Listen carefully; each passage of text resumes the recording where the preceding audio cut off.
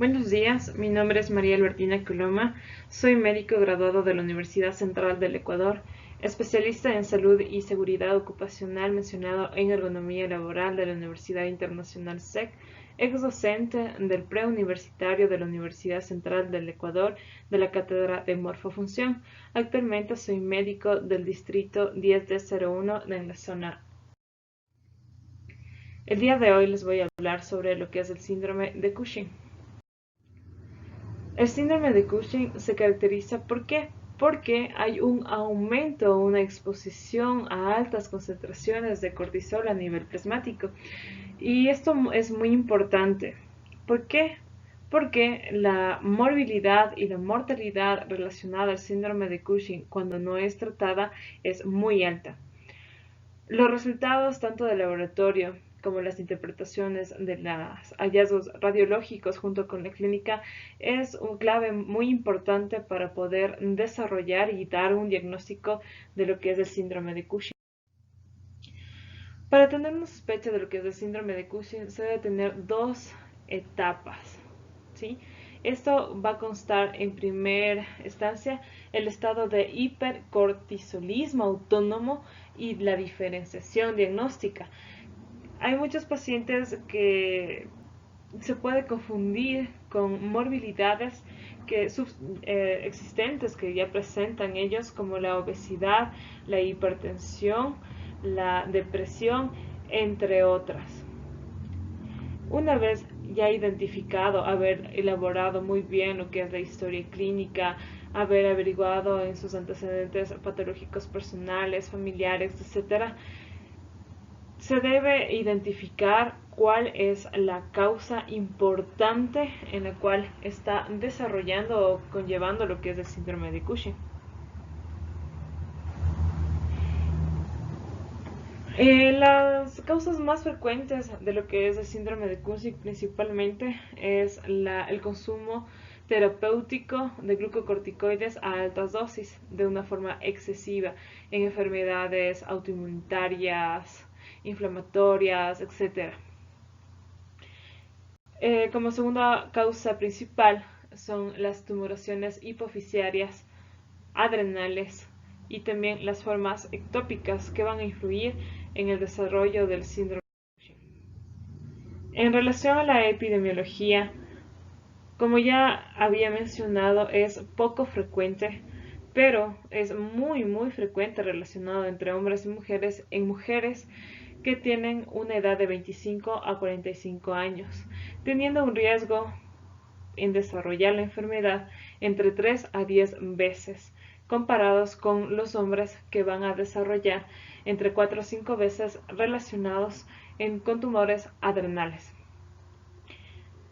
Entre el 0,7 y el 2,4 por 1 millón de personas por año están relacionadas y van a desembocar en la formación de lo que es el síndrome de Cushing.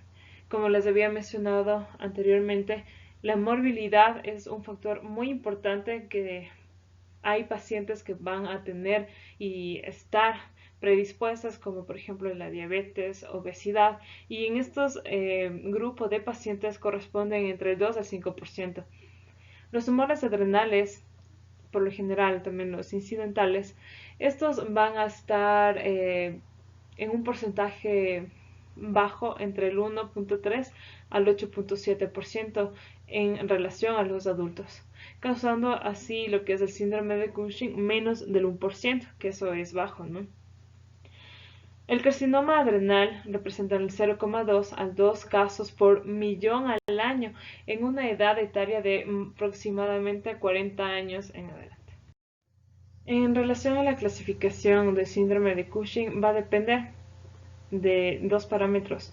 Si el factor es exógeno, es decir, podemos estar hablando de un factor externo, o endógeno, es decir, que va a estar dependiendo de la hormona adrenocorticotropina, de forma dependiente e independiente. Vamos a hablar primero del síndrome de Cushing exógeno. Esto es muy importante porque, como ya había mencionado, va a depender de un factor externo, y esto se debe al consumo excesivo de esteroides a altas dosis de forma terapéutica. Y es muy importante saber si es exógeno ¿Por qué? Porque al momento de suspender la medicación, este síndrome de Cushing es temporal. En cambio, el síndrome de Cushing endógeno, que va a ser dependiente de la hormona adrenocorticotropina, representan entre el 80 y el 85%, teniendo como primer lugar el adenoma hipoficiario que va a causar lo que es la enfermedad de Cushing. Segundo, el síndrome de secreción ectópica de la hormona adrenocorticotropina y el síndrome de secreción también ectópica de la hormona liberadora de corticotropina. En relación al síndrome de Cushing endógeno independiente de la hormona adrenocorticotropina, se representa entre el 10 y el 15%, y esto se debe al tumor de adrenocortical, también hiperplasia adrenal macronodular, hiperplasia adrenal nodular pigmentada, y en sí, estos son la clasificación que va a estar en relación a conllevar a la formación del síndrome de Cushing. La fisiopatología relacionada al síndrome de Cushing es importante tener conocimiento, ya que debemos saber los mecanismos de hipercortisolismo plasmático, ya que son muchos factores, como habíamos visto, exógenos, endógenos, que van a desarrollar o conllevar la formación del síndrome de Cushing. Entonces, como podemos ver aquí en el gráfico, es muy explicativo. Podemos ver que ya sea un factor estrés físico, emocional, una hipoglicemia, exposición al frío o dolor, van a inducir a nivel neuronal de los núcleos paraventriculares en el hipotálamo, produciendo la hormona liberadora de corticotropina, dando así una respuesta al estrés ya sea físico o fisiológico. Esta hormona liberadora de corticotropina se une a nivel de los receptores de las células corticotropas, que se encuentran a nivel de la hipófisis, y esta va a inducir a la liberación de la hormona adrenocorticotropina. En situaciones muy especiales, las neuronas de estos mismos núcleos también va a estar involucrada lo que es la arginina, vasopresina, ya que estos también va a tener la estimulación a nivel específico de las células corticotropinas. ¿Ya? Una vez esto pasado a nivel plasmático, esta va a inducir la liberación del cortisol por parte de la corteza a nivel de las glándulas suprarrenales, y esta se libere la cortisol a nivel del torrente sanguíneo, dando efectos metabólicos que controlan los efectos del estrés. Y el cortisol, una vez que está obviamente aumentado a nivel plasmático, va a tener como respuesta una retroalimentación negativa a nivel del hipotálamo y de la hipófisis, así disminuyendo la producción de la hormona adrenocorticotropina. En relación a las manifestaciones clínicas, como había mencionado, va a depender de las morbilidades de los pacientes, si tienen o no. Entonces, en una persona que tenga obesidad, hipertensión y intolerancia a la glucosa, es decir, diabéticos, van a tener más manifestaciones clínicas. También la intensidad en relación a los síntomas va a estar determinado netamente de la magnitud y la duración del hipercortisolismo en presencia o ausencia de exógenos andrógenos, esto quiere decir sintomatología relacionada a un hirsutismo, acné. También va a depender de la causa y de la edad. Perdón. Bueno, aquí podemos observar lo que son las estrías purpurosas a nivel de los flancos, a nivel del hipogastrio, también a nivel de la parte, la región dorsal lumbar. También podemos observar la joroba de búfalo, la equimosis, el hirsutismo, entre otros. En relación a las pruebas de tamización para el diagnóstico, vamos a tener pruebas que van a darnos la confirmación del síndrome de Cushing. Dentro de ellos tenemos el cortisol libre urinario, que por lo general, el cortisol que se encuentra en el 100%, el 90% a nivel plasmático va a estar unida a proteínas transportadoras y el 10% van a estar libres, es decir, en una fracción libre. Y este corresponde al pol fisiológico activo. Esta fracción libre se va a excretar a nivel de los riñones, pero eso hay que tener en claro, que se va a reabsorber a nivel del túbulo proximal y solo el 1% se va a eliminar sin cambios en la orina. La medición por 24 horas de cortisol libre urinario permite una medición integrada del cortisol sérico, a pesar de las variaciones de esta hormona durante el día, y sin verse afectada por los factores que van a causar modificaciones en relación a las concentraciones de la globulia transportadora de estos esteroides. Entonces, al momento de tener esto, vamos a ver que va a haber una sospecha alta, ¿sí? Y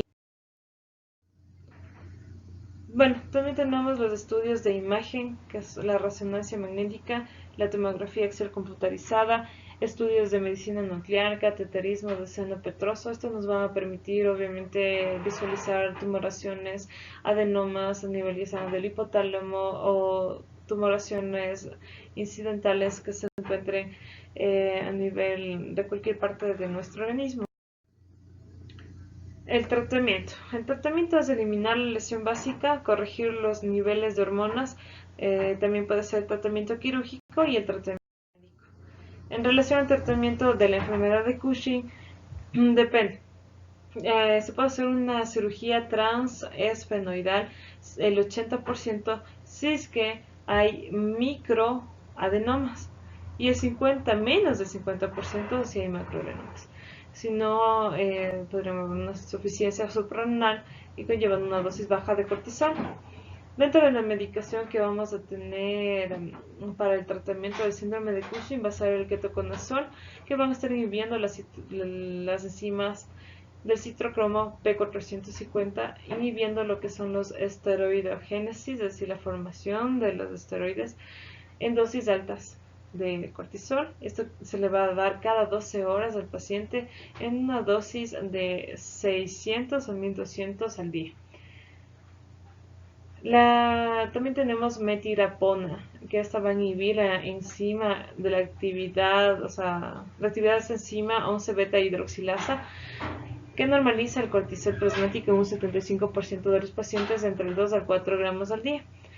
También tenemos el mitonato, que va a estar suprimiendo la hipersecreción del cortisol, inhibiendo la misma hormona, la 11-beta hidroxilasa, y a las enzimas que segmentan la cadena lateral del colesterol van a estar destruyendo lo que son las células adrenocorticales. Estas van a darse o sea, 4 dosis al día, es decir, cada 6, entre 3 a 6 gramos al día. También tenemos las aminoglutamida, que es de 250 miligramos 3 veces al día, el trilostano de 200 a 1000 miligramos al día, el ciproheptadina de 24 miligramos al día, el etomidato, que es 3 miligramos por gramo al día. El tratamiento en relación a la hormona adrenocorticotropina ectópica va a depender, ¿sí? Depende de que son benignos, esos obviamente van a tener cura, y si es que son ya metastásicos van a ser más difícil el tratamiento. El ketoconazol va a inhibir, como ya hemos visto, la esteroidogénesis en dosis altas en relación a la síntesis del cortisol, entre 400 y 800 miligramos al día. La suprarrenalotomía, que es bilateral, es muy importante ya que se puede erradicar de forma óptima y se controla de una forma más satisfactoria. Los tumores suprarrenales se puede hacer una laparoscopía para poder hacer la exéresis de los mismos y dar el tratamiento de mitotano que ya hemos dicho. También tenemos que tener en cuenta sobre los efectos en relación a las náuseas, vómitos, diarrea, letargos, somnolencias, mareos y la reposición de glucocorticoides a largo plazo, porque esto es una hormona, si es que se hace este tratamiento, se debe hacer un continuo tratamiento consecutivo y en secuencia al paciente. Y bueno, eso es todo por hoy. Les agradezco mucho por su atención y desearles una excelente tarde.